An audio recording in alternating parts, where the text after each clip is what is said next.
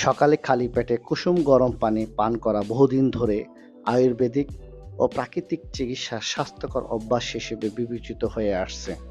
এর বেশ কিছু উপকারিতা রয়েছে, যেমন হজম শক্তি বৃদ্ধি করে।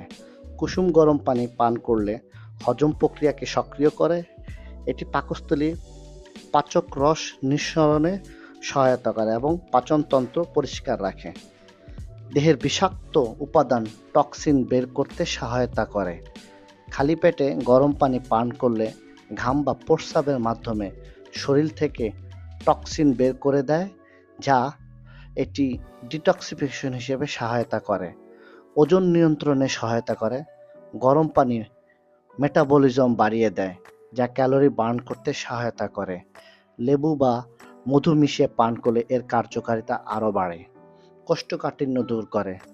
গরম পানি অন্ত্রের কার্যক্ষমতা বাড়িয়ে দেয়, ফলে মলত্যাগ সহজ হয় এবং কোষ্ঠকাঠিন্য দূর হয়।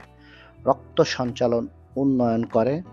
গরম পানি রক্তনালীগুলোকে প্রসারিত করে, ফলে রক্ত চলাচল সচল হয় এবং হৃদরোগ ঝুঁকি কিছুটা কমে যায়। ত্বক উজ্জ্বল রাখে। নিয়মিত গরম পানি পান করলে শরীর পরিষ্কার রাখে এবং ত্বকে ব্রণ, র্যাশ ও অন্যান্য সমস্যা কমে যায়।